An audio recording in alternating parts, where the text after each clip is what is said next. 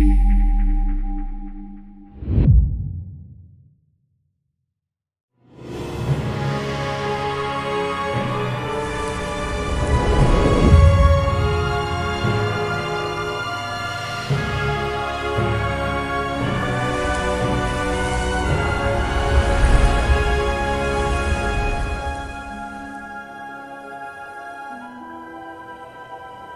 the previous video about Skanderbeg, we covered how Sultan Murad II failed the conquest of Kruja and fell seriously ill during the siege, from which he died in the following year, 1451.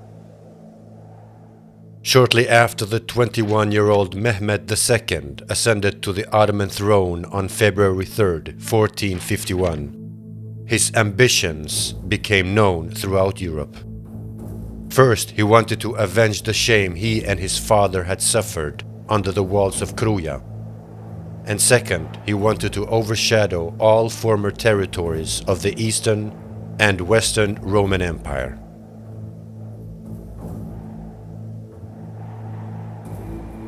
Since the founding of the League of Lezhë on March 2, 1444, and until 1450, the invading Ottoman troops had destroyed and devastated the farmlands in the countryside, captured their livestock, burned their homes in retreat, and forced many villagers to settle elsewhere. This in turn forced members to defect from the League and ally with Skanderbeg's enemy. Eventually, around 1450, important and influential members had left the League at its most critical stage, putting Skanderbeg in a difficult position. The first nobles to leave the League of Lezhë were Pjetër Spani and Gjergj Dushmani in 1447, who allied with the Venetians over the possession of Dania. In the following year, 1448, the Dugagini, Arianiti, and Muzaka family, who remained as spectators while Svetigrad was besieged, also left the League as well. The absolute tipping point that forced Skanderbeg to go beyond the terms agreed upon at the League of Lezhë was when important members didn't help him while Kruja was besieged in 1450. After the victory at Kruja, Skanderbeg's first act was to expel dishonest feudal lords and replace them with loyal and trustworthy commanders. Then he gathered all the provinces from surrounding regions and formed the state of Arboria under the banner of the two-headed eagle. Henceforth, in 1451, the newly established state of Arbër, with Kruja as its capital and Skanderbeg as its ruler, expanded its territories in central Arboria, eventually excluding and breaking up the League of Lezhë. As the newly founded state expanded its territories and more provinces joined the state, the Dugagini and Arianiti houses refused to give up their possessions. Pal Dugagini, who had left the League around 1448, did not join the state. Instead, Pal Dugagini made peace with Sultan Murad II in 1450, began to conspire against Skanderbeg. The house of Gjergj Arianiti, which was one of the most influential Arbër nobles at that time, eventually made peace with Skanderbeg by giving his daughter Donika in marriage to Skanderbeg on April 21, 1451. As the state of Arbër gained more and more territory, Skanderbeg began to make preparations to secure his position by sending his most trusted bishops and ambassadors to seek new alliances with King Alfonso V of Aragon, the city of Siena, the Republic of Venice, and the Duke of Milan, Francesco Sforza. Sforza, who was fighting his own battle for supremacy at that time, couldn't muster enough support to help Skanderbeg. Instead, the steadfast support of the Republic of Ragusa once again helped Skanderbeg financially. Alfonso V of Aragon, whose grand ambition was to expand his empire from Gibraltar to the Bosphorus, signed a political and military treaty of Gaeta with Skanderbeg on March 26, 1451. Meanwhile, as Sultan Mehmed II was preparing his first campaign on the Arbër State, the Sultan faced an urgent matter in Asia Minor, which gave Skanderbeg well-needed time to strengthen his country's defense.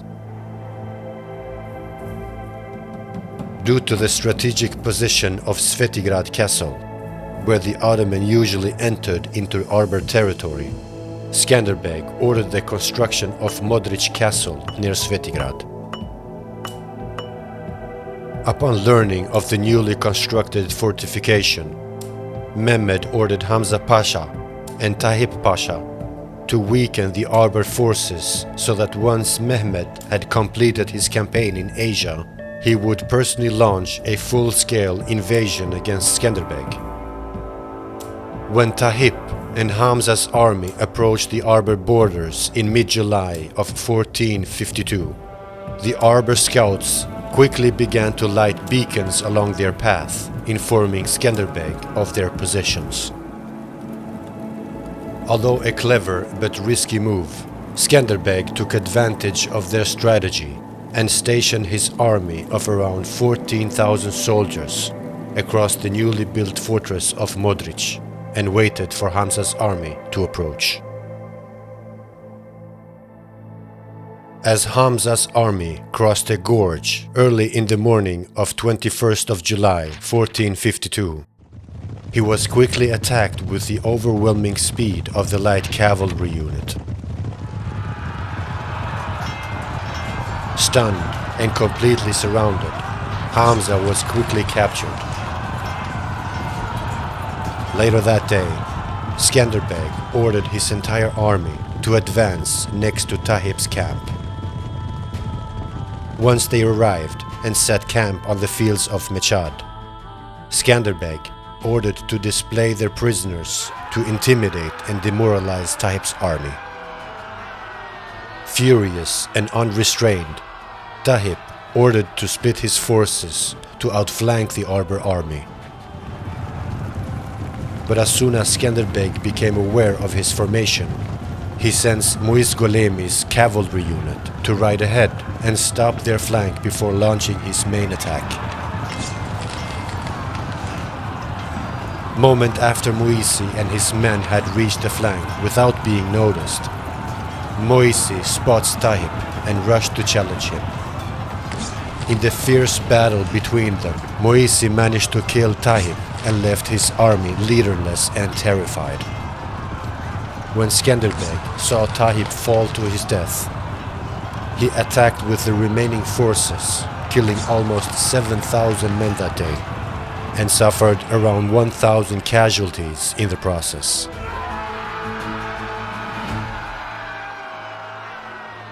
Shortly after the battle had ended, Skanderbeg freed Hamza's troops, and as for Hamza Pasha, he was later ransomed back to the Sultan for 13,000 ducats, estimated worth of about $2 million. The Venetians, who had been a thorn in Skanderbeg's shoes from the beginning, did not take his victory lightly. In fact, in the months that followed, the Venetians constantly urged Skanderbeg's enemy to attack him at a crucial time when he had a snare around his neck with the Turks. Meanwhile, as Sultan Mehmed was preparing to besiege Constantinople in 1453, he entrusted his commander Ibrahim Pasha, who once fought side by side with Skanderbeg during their time in the Ottoman army and was very familiar with Skanderbeg's strategies, was given the task to crush Skanderbeg once and for all. In the early spring of 1453, as Ibrahim Pasha was leaving the fortress of Skopje, Skanderbeg was quickly informed that his old friend was leading the army. Hastily, Skanderbeg gathered his troops and marched to meet him at the border. When the Arbër army approached the town of Tetova in Macedonia on 20th of April 1453, Ibrahim and his forces of around 20,000 soldiers encamped on the fields of Polog. Although Ibrahim and Skanderbeg were well aware of each other's tactics, Skanderbeg tried to lure him out in a trap on the fields of Oranik. Ibrahim, who knew that previous Ottoman armies had lost battles against Skanderbeg on those very fields, did not fall for the trap.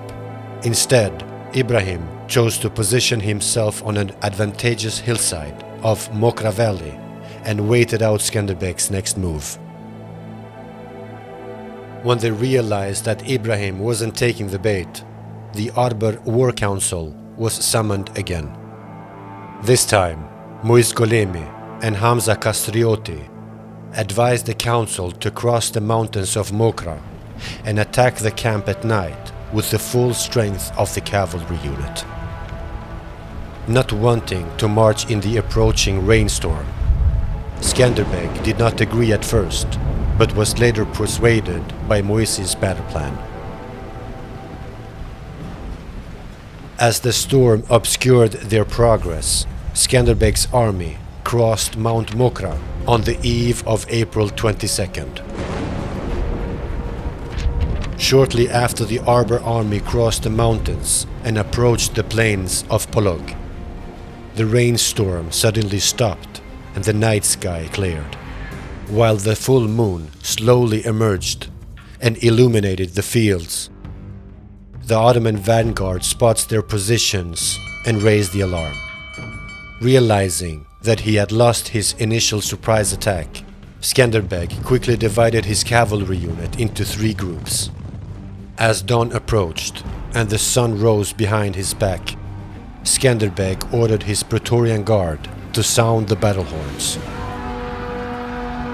Roaring across the fields and attacking the Ottoman vanguard with lightning speed, the Arbër infantry unit was suddenly held up by a much larger army. At first, the Ottoman vanguard stood firm and held the line. However, when the second battle horn echoed across the fields, Muzaka's cavalry unit flanked the Ottoman line from the right. Seeing this, Ibrahim had no choice but to leave his position and engage the charging cavalry unit. When Skanderbeg noticed that Ibrahim had left the center, he quickly maneuvered through the lines with his Praetorian Guard and ended up behind Ibrahim. Horrified that Skanderbeg had managed to fight unscathed and then surround him, Ibrahim quickly took refuge behind his soldiers. Enraged at Ibrahim's cowardice, Skanderbeg challenged him to a personal duel, shouting, "Oh Ibrahim, it is time to show your true worth. Step forward, you coward, and challenge me." Faced with the choice of surrendering and returning home in disgrace, Ibrahim accepted the duel. Immediately after Ibrahim mounted his horse, they rushed at each other and began to fight frantically. After a short and intense fight, Skanderbeg managed to stab Ibrahim in the neck with his spear. When Skanderbeg saw Ibrahim fall to the ground, he quickly jumped off his horse, drew his sword, and with a swift thrust to Ibrahim's neck, Skanderbeg decapitated his old friend. Stunned by the horrific sight, Ibrahim's troops froze as Skanderbeg picked up the severed head and placed it on a spear. Seeing their headless leader on the ground and thousands of dead on the battlefield, the Ottoman officers panicked and ordered a full retreat.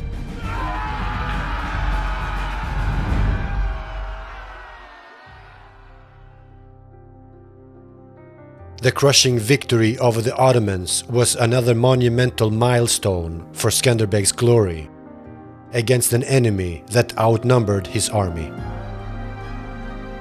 While Skanderbeg's victory reverberated throughout Europe, it was quickly overshadowed by the terrible news that the Eastern Roman Empire had fallen into the hands of Sultan Mehmed II.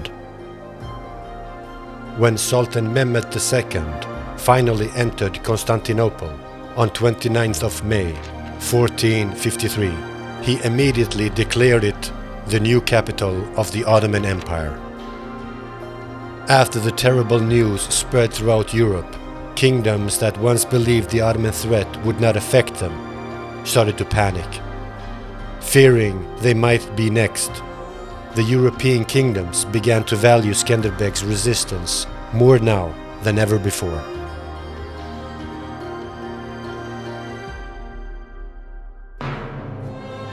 It is highly appreciated that you took the time to watch this episode of Skanderbeg. To ensure that our videos reach more viewers, please like our videos, share them with friends, and turn on the bell notification so you don't miss new content. Until next time, Tung.